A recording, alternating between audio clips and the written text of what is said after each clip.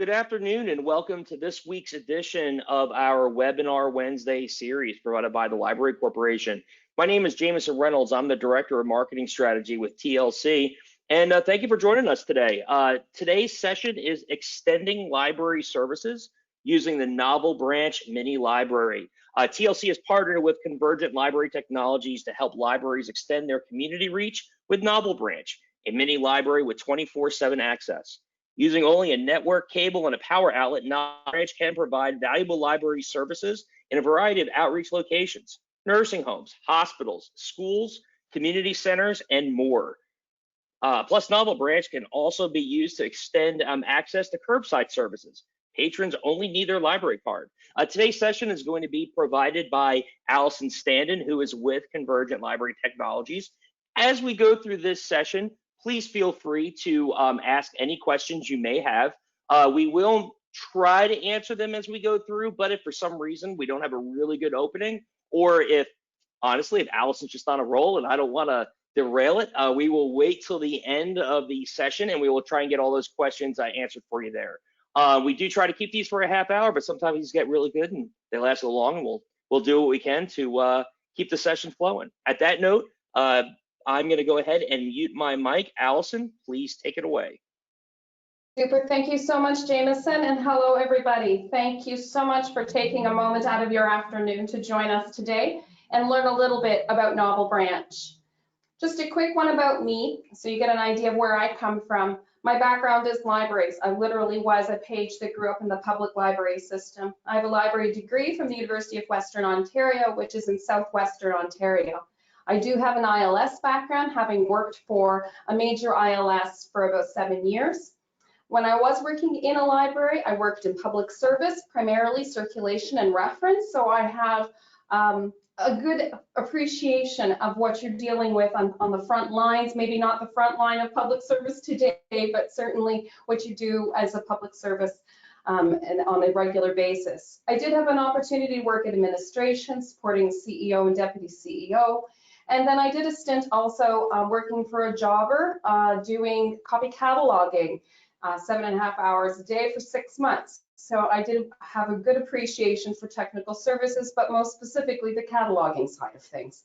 My role with Convergent Library Technologies is overseeing the sales of NovelBranch through my support of TLC and also through direct sales within Canada. I monitor operations, oversee implementations and support, and pinch hit where necessary, and I'm a point of escalation in general for all customers. So I've got a wide variety of experience, but definitely my focus has been and always will be within libraries. What I thought we would do today is talk a little bit about NovelBranch from a pre-COVID-19 perspective as well as a post-COVID-19 perspective. Certainly there is a great deal of things that are similar between the two, but there's also some things that are a little bit different. And I think that when we're talking about what we need right now, we also have to think about what's the world going to look like after, and will we be able to return to a more traditional outreach type of service model. So we'll talk about both because NovelBranch can be positioned for both. So pre-COVID, obviously we were reaching out into our communities. You were doing pop-up story times. You were physically engaging with your community wherever they might be.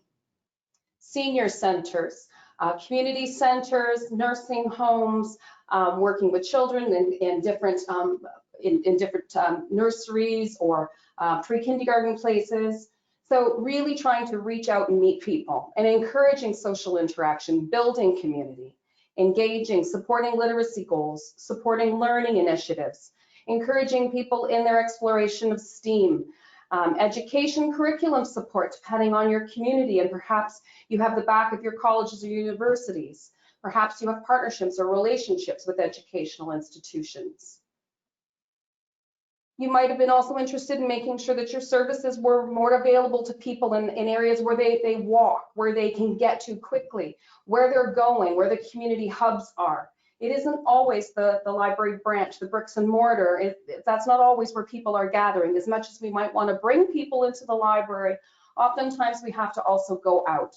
And of course, there is a large movement towards focusing on walkability, lifestyle, fitness, encouraging people looking at encouraging people to make use of green spaces, reduce the cost of living, encouraging people to share. We talk about the sharing economy. From your perspective, you want to make sure that you're improving the perception of the municipal government in terms of the value that they're getting for the tax dollars spent by you.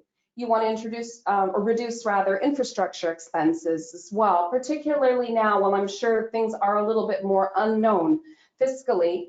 How do you manage things? Still reaching out to your community and not necessarily building bricks and mortar buildings to do that. As part of also your overarching goals for outreach is obviously convenience, making your services convenient to people. A lot of folks out there, are challenged when it comes to transportation.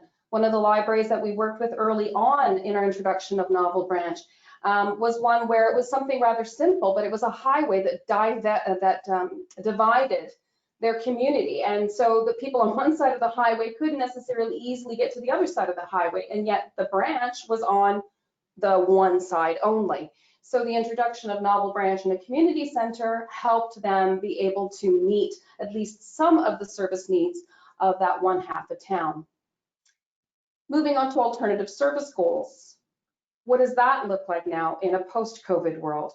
Well, we're talking about providing controlled access to high demand collections. Some locations may not even be open yet, right? Not everybody has done a full reopening. Some branch locations may not be scheduled to reopen yet for some time, or your hours might be reduced. So NovelBranch can help in those regards as well by providing access to bestsellers and highly coveted sort of material, giving access to it. Supplementing library service hours, even if it's just placing NovelBranch in the foyer of your building. You may not be physically open, but maybe the foyer is. You're minimizing person-to-person contact through self-service. There's been lots and lots of webinars, a number of different companies have, of course, been talking about self-service. Self-service is not new. We talked about it way back when we talked about an RFID and the benefits of RFID. So there's nothing new about the concept of self-service. But obviously now you're looking at reducing that face-to-face contact. So again, NovelBranch has a place in that dialogue as well. It can complement a downsized staff location. So while it would be lovely if NovelBranch was always going into parts of your community that are growing, that may not yet have a bricks and mortar building to house your library collection and staff, sometimes it's also that parts of your community are growing slower or are decreasing in population. And yet people still want to have their library presence, but maybe it's not possible to have a fully staffed location anymore. So again, that's another possibility for NovelBranch. Last but not least is its use as a holds pickup option, interim or permanent, as a solution for curbside pickup.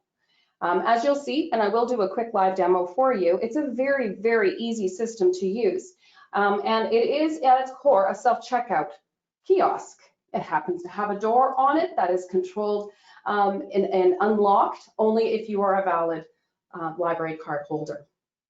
What are the two goals between the outreach side and the alternative services side? Obviously, you're looking to promote the library and make sure that your community and your constituents know that the library has a ton of resources, not just books, but a ton of resources. Online resources, obviously, have really been key over the last 6 months.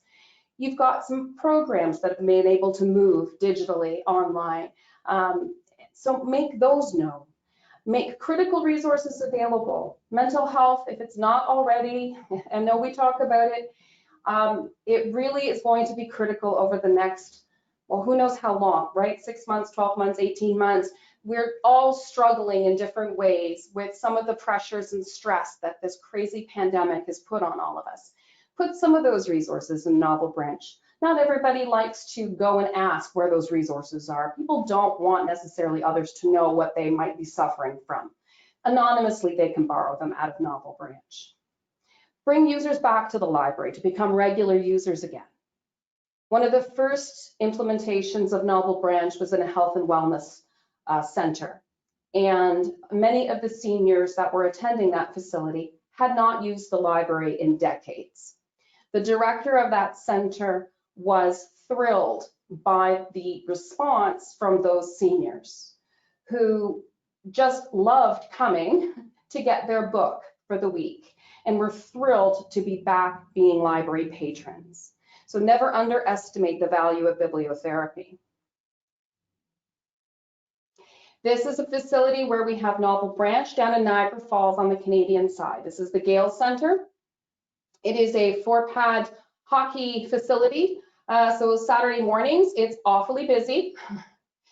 This is the unit that's there. The staff like to put posters on it initially. It doesn't have as many posters on it or informational bits on it now, but this is at the initial launch. And Saturday mornings, it is or has been busy, particularly with children who've got siblings on the ice, where they borrow the books for the time that they're in the facility, and then they return them before they leave. So even the mayor of Niagara Falls is a big user and fan of this with his family on Saturday mornings. The Hamilton Community Center in Richmond, BC is, this is one of their units. They have 2, they acquired a second in January. This is an example of a facility where the staff hours were about 15 a week, so not significant. So NovelBranch is used to supplement the hours here. So obviously it's available and accessible when the community center is. It was a white unit that was shipped. So this is what happened to it when they put a graphic wrap on it. It looks fantastic. It's a beautiful space for it to be in. And the second unit is exactly the same in terms of its look and feel and its ability to promote the brand of the library. And this particular unit is also our go-to image in all of our marketing. So it is what you will see when you are looking at our NovelBranch in some of the literature that you'll see from us. This is a demonstration unit that was used at the last conference that we had. And so it has a number of different things marketing-wise on it. But inside you'll see brown bags. So I call this brown bag holds pickup. There are libraries that are using this and have been using this even pre-pandemic for holds pickup. Now, traditionally, they were using the bottom shelves and placing material in bags labeled for pickup. You can't, again, access this unit unless you have a valid card. Once you open the door, it's like a hold shelf within the library. You pick out the material that's labeled for you and you close the door. So that same sort of trust that you have in your patrons to pick up material from a hold shelf would exist here too. It's an opportunity to put those items in a library bag, throw in some promotional material, etc. Oh, I think, oh, there's a slightly larger picture of that shelf and just an example of how to label the bags. Okay. So you've probably seen a couple of different other types of book kiosks or library material kiosks in the marketplace. Several have been around for many years. So what do the other guys look like and what's their philosophy? Well, they are a little bit different from us. The one that has been in the field probably the longest is a chip dispenser type, like a food vendor style chip dispenser type. Some of you may have this already. At one point, it was the only option on the market. It is known technology, certainly a robust technology. It's reliable. It is one at a time access, right? A1 brings you your book kind of thing. You're limited in terms of how many faces of books you can see, right? They're all face out. You're limited to size. Staff have to reload the unit. So there are some limitations. But again, it is certainly a successful model. Price point isn't too bad either, but it has a very different philosophy. It isn't like browsing the library's collection, and you are limited to how much is in it, and staff have to be involved in that unit in terms of reloading, which to us was a really critical piece. We work with a lot of regional and county libraries, and for staff to have to visit a kiosk unit regularly, like once a day, once every 2 days even, was going to stress staff too much. Some of our libraries cover, as I said, regions that are quite distributed, and it can take 2.5, 3 hours to go from kind of one side to the other. So it really wasn't a feasible idea for us to embark on either partnering with a company like that or doing something like that, right? It's just not a model that worked for us. The bottom one below is our unit, and that is actually located at the Halifax Public Library. Halifax Public has 3 units. 2 are at the International Airport. And you can see with that door open, it looks like shelves in the library. You browse the shelves just as you would normally. You can return things and take things from the shelves, and you shut the door, and your circulation system is updated, your ILS is updated in real time. The other model that you'll see out, and it's been around for a couple of years, is what I call kind of a monolithic style. It's a very, very big unit. It's a six-figure price tag on it, often requires an upgrade to infrastructure. It has limited extensibility in the sense that a lot of libraries can't afford multiples. One might be it, as opposed to 6, 7, or 8 of NovelBranch. So from a promotional perspective and getting out in the community, and as I said, really the goal of this system is outreach. It is providing that alternative service. If you can have multiple service points out there promoting the library, to me, that is a big benefit. The other element is staff have to reload the other unit. It's a one-by-one type of reload. That requires time, that requires a lot of staff involvement.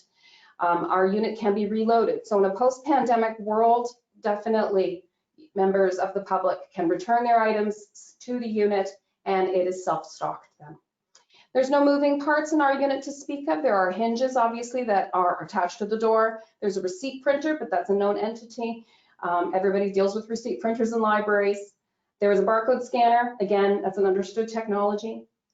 Other than that, there's no robot that's moving material back and forth between a dispensing slot and shelves. There's no tracks that have to be oiled and maintained. This is a low maintenance item. It does not require a large price tag ongoing for a proactive maintenance contract to ensure that the parts and all of that are well lubricated, moving, etc.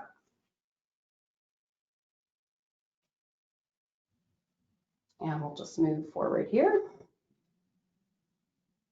So let's just talk real quick about checking out. I mentioned that it's a matter of presenting a library card, the door unlocks. You browse the shelves, you select your item, you shut the door, the item is checked out against the ILS. And you can pick up a receipt. That's optional. It can be turned on to always be issued from the unit, or not at all if you don't want any paper waste coming out of the unit. Checking in, just as simple, and can be done simultaneously with a checkout. Present your library card, door unlocks, return your item to the shelf, shut the door, item is checked in, and again, you can pick up a receipt. In our current world, having a book drop beside the unit like Niagara Falls has might be an idea for you if you're concerned about quarantining items. So they've had this book drop. It's in a pretty close matching color, and it is in near proximity, obviously, to the kiosk, as you can see in this picture behind. Proper direction on the unit to advise people where to drop materials will help. If people only ever during this situation know that they can check out materials from NovelBranch and that they are to use the book drop for returning, then I think you have a safe option during the current pandemic. I'm going to do a live demo. While I'm getting set up for that, just a couple of things to note. On Facebook, you can see some videos that might be helpful to you. One is the CTV national newscast of the launch of the Halifax units in the airport, and there's a really good interview with the CEO of Halifax Public Library in that. And then you can also access a video that Niagara Falls Public Library, it's like a slideshow really that just shows a how-to. So you're welcome to check those out, and TLC will send that out as a follow-up to this session. So you'll be able to have a look at those as well if you wish. Now, hopefully all of you can see my background. Oh, and just my backside there. And so I'm going to just switch off the PowerPoint show for a second and go to doing a live demo for you. All right, so hopefully y'all can see me. Hello. So behind me is NovelBranch over here. Now I apologize because the webcam always reverses an image, but you can see behind me Richmond Public Library's image. So again, as I said, we use that in our marketing. So NovelBranch has got LED lights in it. So it is a lit up unit. This is the basic white. So this can come in different colors, but it also is really attractive, as you've seen, with a full graphic wrap. Others will do vinyl cut graphics on it so that they can change them out regularly. So again, really simple to use. The screen is primarily informational. I don't have to interact with it if I'm using my card. So let's just go ahead and do that. So I open the door, and I can browse the material quite easily. I can take things from different shelves, serendipity rules here. If you really want to label the shelves to give people an idea of what's where, you can go ahead and do that. So I'm now going to get a receipt, and the unit, what it does at the moment that I've shut that door is it does a quick scan of the shelves to see what's been removed. And once it's done that, it issues the SIP2 transaction against the ILS and does the checkout. Returning is equally easy. As you can imagine, oops, I'm gonna remember to take my card out properly.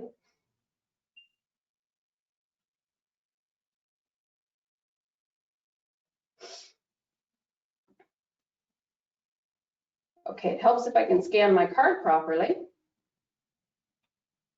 Wow, my little card isn't working too well for me today. Let me just show you the receipt so that you can see that the receipt actually was produced. I'm just doing it in reverse so that you can, well, I'll do it this way for now, but you won't be able to read the writing too. Oh, there we go. Perfect. So you can see that all right. So it is a simple process to open that door and take your material out and return material to it if you wish. Now let me just switch things back again because I know we have a little bit of a time constraint today. Whoops. And let's go over to showing the application again. Hopefully, can you guys see the video or the slideshow okay again? Looks like you can. Good.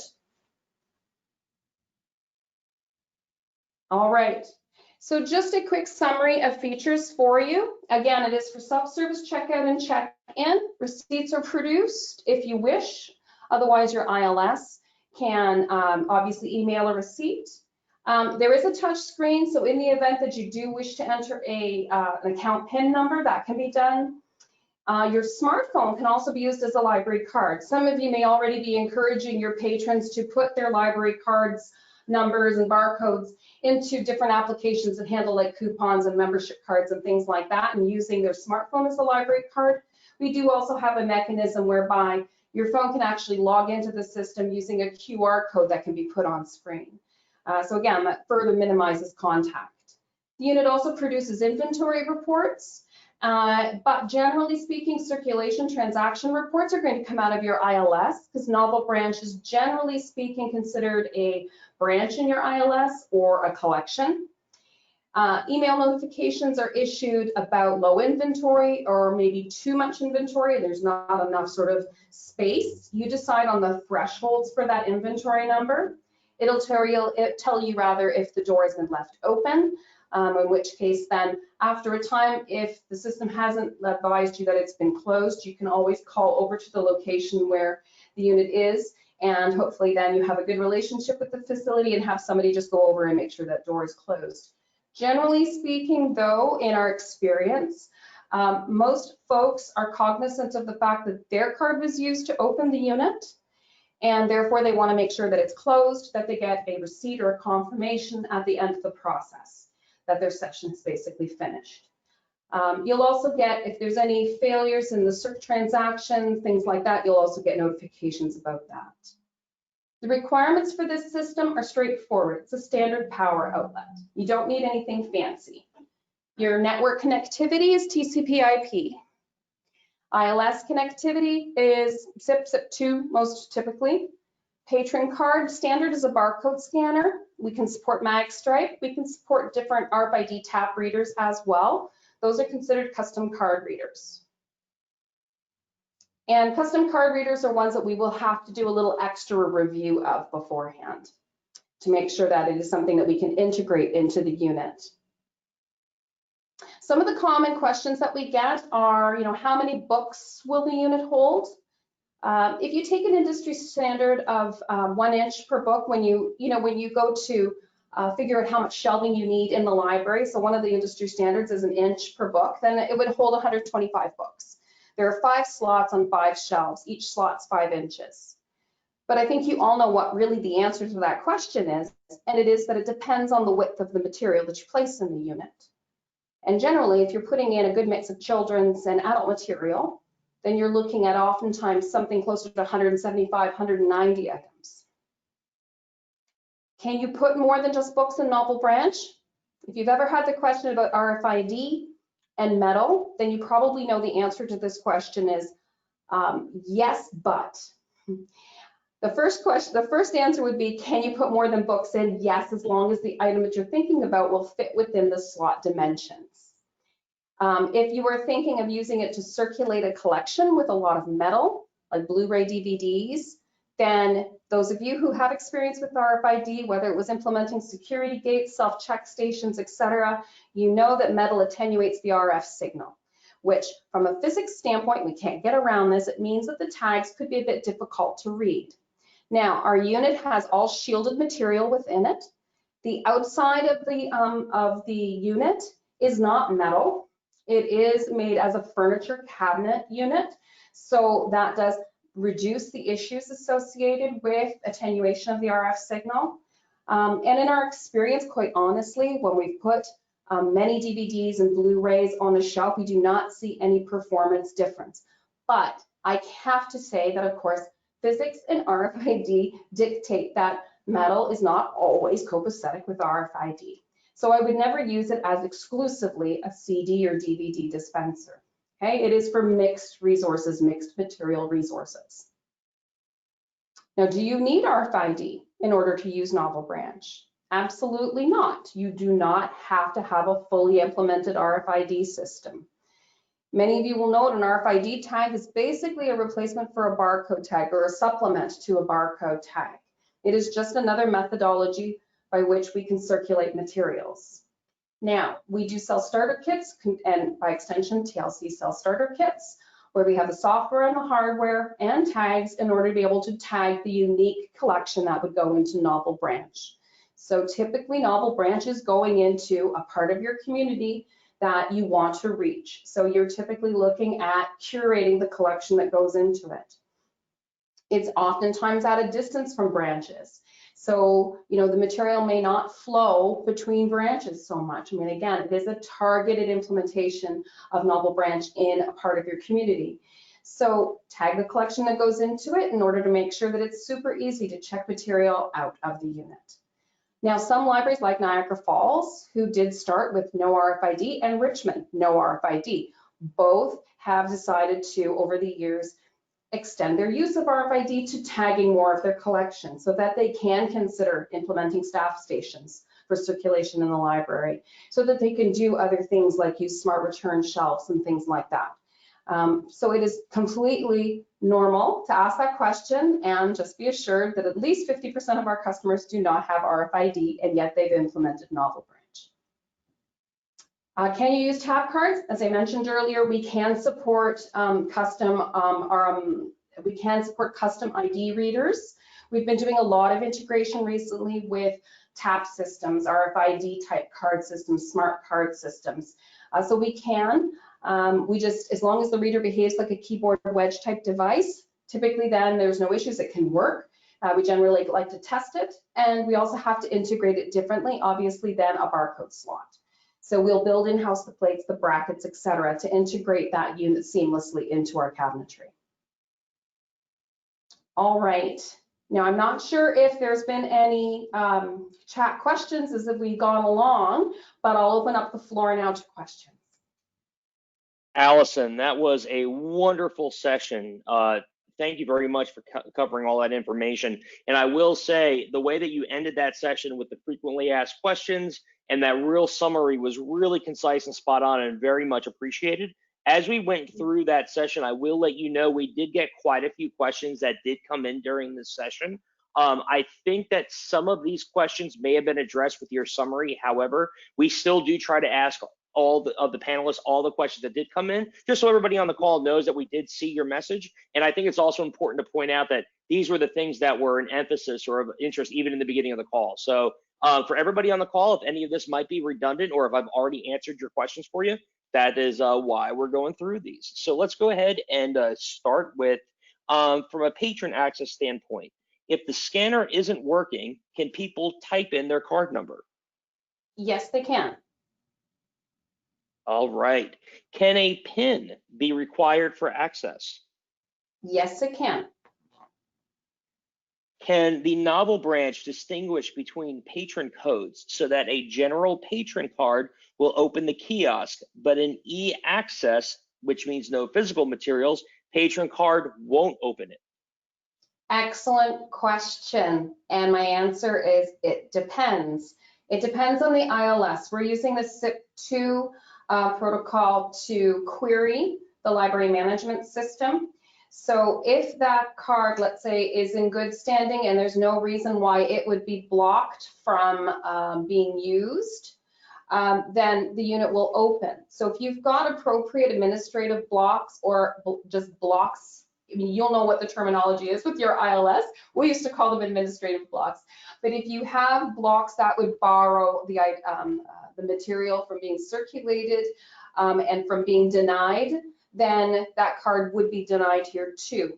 But again, it really is going to depend on the ILS. There is some custom programming that we can do that would obviously have an additional fee, and we'd need to work with you on that. So there are some sort of algorithms, if you like, that could be gone through beforehand if your ILS isn't capable of doing that. But generally speaking, I think it's easy enough to answer the question with an it depends on your ILS. Okay.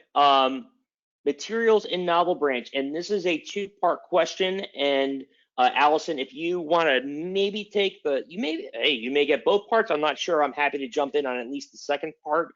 With Okay. Library.Solution 5.x, would we need to set up a separate location for each unit?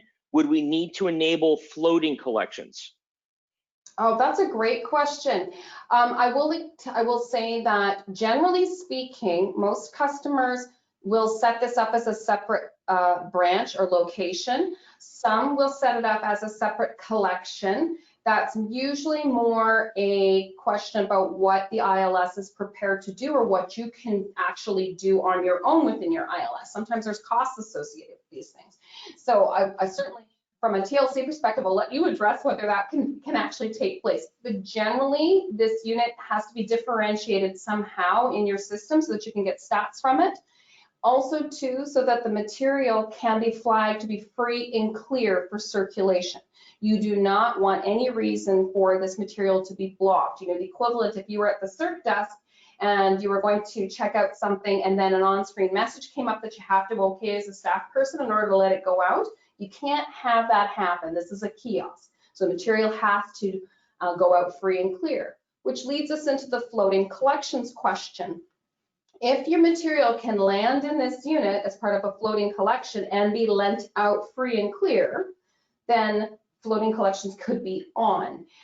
If you don't have floating collections on, then remember NovelBranch is typically introduced into a community where you don't have a lot of users using the system. So generally speaking, our experience has been the materials that are loaned from NovelBranch are returned back to NovelBranch or returned to the bin beside it.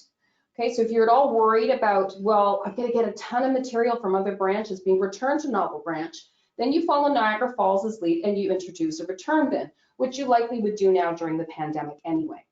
So I hope that answers your question from my perspective. And James, I'll let you jump in with any further information there. Allison, that was a wonderful answer to that question. And quite frankly, if at any point I could start talking to you about Library.Solution demos in addition to NovelBranch, that would be great, because that was a very, very accurate, spot on answer. And the one thing I will say is, although that was framed around Library.Solution, and TLC does have library management systems such as Library.Solution and Carl, this is an ILS, I think this was mentioned before, this is an ILS agnostic.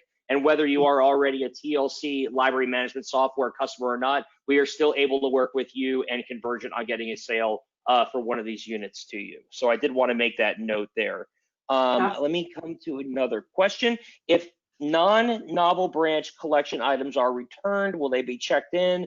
If so, can they not be checked out? They may have hold requests or have library blocks. What if an item is returned belongs to another library in a cooperative and should be returned to that library? Oh, I think you all know the answer to that question. So again, if the item has been returned and it's allowed to be checked in by your ILS, then it'll be on the shelves and then presumably it'll be allowed to be checked out. So that would be in the case of like a floating collection type of situation. If, however, you have circulation rules in place on material and that it can only be checked out from one location, then you will get failed check-in or check-out messages. So you will be able to track the material and note that something didn't happen quite right. But it is something you absolutely must think through when you're introducing this. So as I said, Niagara Falls, the picture I showed you, one of their answers to this solution was to make sure they had a drop box present. Now, in reality, they didn't get a lot of cross circulation from branch material or from other branches returning material to the unit. They did not. And that has been true with most of the locations that I'm aware of NovelBranch. Even airport units in Halifax, the material in that case definitely gets dropped into the drop box unless you work at the airport, in which case you return it to the unit. So I totally appreciate where you guys are coming from on the consortium front and partner libraries. So again, think it through. A drop box may be your best option in that case, but our experience has shown material that comes out of the unit goes back to the unit, and there's not a lot of crossover with branches material ending up on the shelves. Okay, how does the hold pickup work? Do you check out the material to the customer before you put it in the machine? Good question. So your holds process would be similar to when you capture the hold. You've got that opportunity to change the status to say it's available for pickup. So you have to be quite cognizant of that hold capturing process. The actual physical checkout is going to happen by NovelBranch issuing the SIP2 transaction when that material leaves the shelves. So the physical checkout does happen at NovelBranch. It does not need to happen at a central processing location, but the status does need to be set correctly for the material before it's put into the unit. Do you provide the wrap, or does the library have to contract with someone? Typically, we would recommend that you do contract with someone locally. We do have somebody that we work with in our municipality, in our city here, but because the unit is going to leave our facility crated and then be shipped, I really wouldn't want anything to happen to your graphic. So generally speaking, most of our customers work with their own local marketing and graphics people. A lot of you out there are used to working with folks for your vinyl signage in the library. You work with folks already who control your logo and your colors, etc. So we would recommend that. Graphic wrap companies are in lots of different communities. They're wrapping cars, they're wrapping all kinds of things now. You're likely going to get your best price, and that way you also stay local. Do you have any schools that are using this system? Universities and colleges, yes, not public schools at this time. And that's not because we wouldn't want to, it's just because the opportunity hasn't happened yet. Okay. We have a couple of COVID-related questions. Is there a concern for touch points in relation to COVID transmission on the kiosk? If the books are returned to the unit, is there a concern about quarantine for the books before they go out again? I think you have to follow your own guidelines internally, really, to answer that question. I mean, you can run reports on the unit, certainly, to be able to verify what has been returned. So in that sense, you can monitor and then intercede or intervene, rather, to go and remove that material if you wish. So really, I would say you're going to need to fall back to your own policies and your own decision making about this. Some of the current research, and James, you may be able to jump in here as well, but certainly some of the research and the testing that's been done has been with high concentrations of the virus. So you do have to think about, okay, what is the concentration likely to be on this, and therefore what are your policies going to be in accordance with that? Again, a drop box might be sort of the best interim measure, and then once some of this worry about the pandemic is hopefully over, then you can redeploy that drop box elsewhere. And to further echo that, since you kind of mentioned my name, I can say from the Library Corporation standpoint too, with supporting the library management software, you know, we've helped facilitate conversations with our customers that are using Library.Solution or Carl. We've helped facilitate those questions. We've had people ask us questions on what they would do, and we have recommended following your local health department, state health department, CDC, or WHO, depending on what guidelines your locality are following. We recommend to follow what those standards are for how you would handle your quarantining and your physical material handling. And on that note, if I may, let me piggyback with this question. Currently during COVID, if NovelBranch supports browsing and returns, how are returns quarantined? Currently, our cooperative is quarantining 96 to 120 hours.